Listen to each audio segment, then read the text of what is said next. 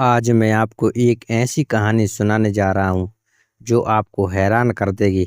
यह एक ऐसी कहानी है जो सच्ची है और जो हर किसी के साथ हो सकती है। क्या आपने कभी ऐसा महसूस किया है कि आप अकेले हैं और किसी पर भरोसा नहीं कर सकते? अगर हाँ, तो यह कहानी आपके लिए है। रुचि की आंखें धीरे धीरे खुलीं। सूरज की किरणें उसकी खिड़की से कमरे में घुस रही थीं, लेकिन उसकी आत्मा उतनी ही अंधेरे में डूबी हुई थी। कल रात जो हुआ था वो बार बार उसके दिमाग में घूम रहा था। एक ऐसा सपना जो कभी सच होने की उम्मीद ही नहीं थी, मगर सच हो गया था। लेकिन एक ऐसे रूप में जिसकी उसने कभी कल्पना भी नहीं की थी। रुचि एक बड़ी कंपनी में काम करती थी। उसका बॉस एक धूर्त और शक्तिशाली व्यक्ति था, जो हमेशा से अपनी निजी इच्छाओं को पूरा करने के लिए दूसरों का फायदा उठाता था। रुचि को लगा था कि वह सुरक्षित है, लेकिन वह गलत थी। कल रात ऑफिस के बाद जब रुचि घर जाने के लिए निकली थी, तो उसका बॉस उसे रोक लिया था। उसने रुचि को एकांत जगह पर ले जाकर एक ऐसा प्रस्ताव रखा था जिसने रुचि की दुनिया हिलाकर रख दी थी। उसने रुचि को एक दिन के लिए अपनी दुल्हन बनने के लिए कहा था। रुचि दहशत में थी।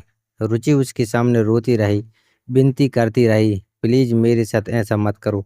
लेकिन उसका बॉस नहीं माना और कहने लगा, बस अपनी एक रात मुझे दे दो, उसके बाद मैं तुम्हें आज़ाद कर दूंगा। रुचि की दुनिया उलट पुलट सी हो गई थी। वह पूरी तरह से टूट चुकी थी। रात को सो नहीं पाती और दिन में काम पर ध्यान नहीं लगता था। हर पल उसके दिमाग में एक ही सवाल घूम रहा था कि वह क्या करे। उसे अपने परिवार को इस बारे में कैसे बताए? अगर उसने किसी को बताया तो क्या उसका परिवार उसे स्वीकार करेगा? क्या उसे नौकरी से निकाल दिया जाएगा?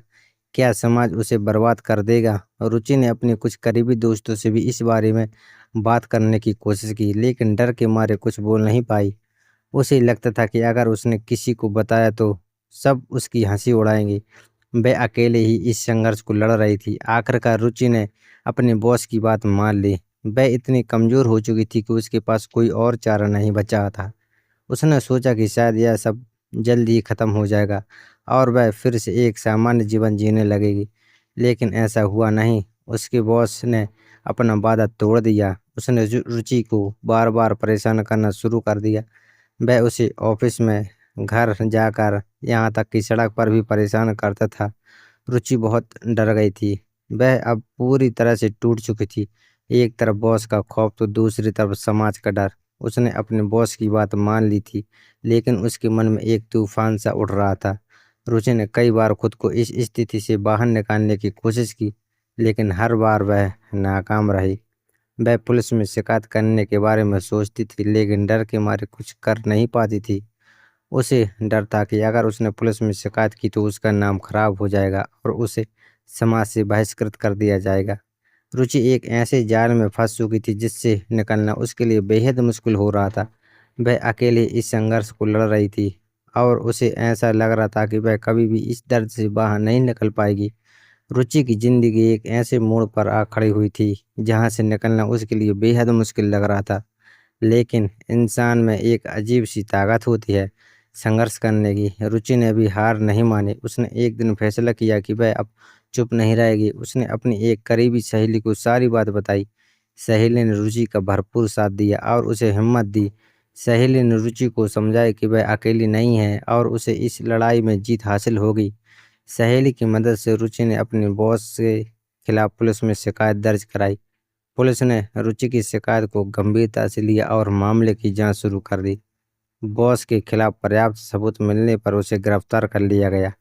रुचि को न्याय मिल गया था, लेकिन उसके दिल में अभी भी डर और बेचैनी थी।